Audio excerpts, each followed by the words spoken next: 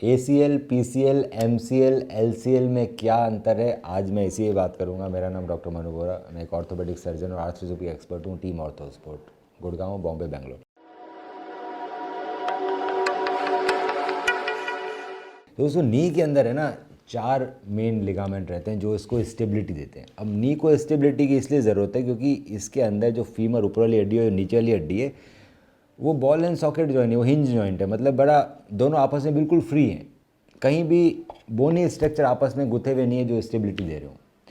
सो इस नी को स्टेबल बनाने के लिए बॉडी ने मेन 4 लिगामेंट दिए। वो दिया है एक ACL, एंटीरियर क्रूशिएट लिगामेंट, जो आगे होता है, सेंटर में होता है पर टीबिया से आगे और ऐसे फीमर में जाता है।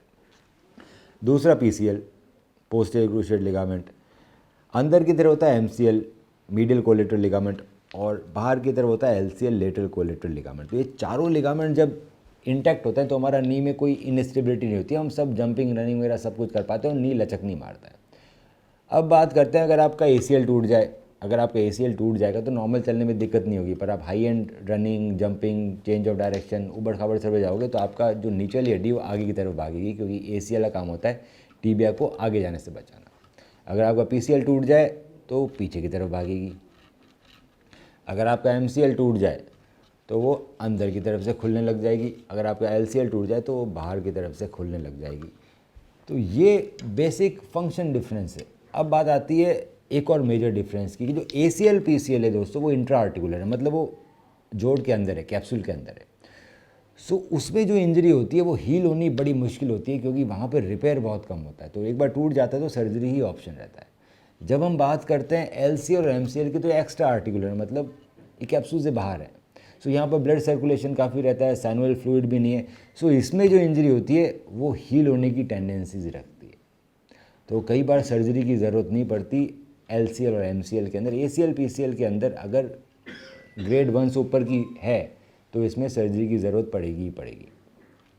सर्जरी काफ़ी एडवांस होती है, इंटरनल ब्रेस से सर्जरी करते हैं। जितना भी ऑल ओवर वर्ल्ड जो सर्जिकल टेंडेंसीज है दोस्तों वो रिकन्स्ट्रक्शन से रिपेयर की तरफ जा रही है। मतलब अगर आपका लिगामेंट रिपेयरेबल है, मतलब मैं अगर MCL, LCL, PCL, ACL को रिपेयर कर सकता हूँ टूटने के बाद, उसी को रिपेयर करके इंटरनल ब्रेस फाइबर टेप कर दो। सो नया क्यों बनाना?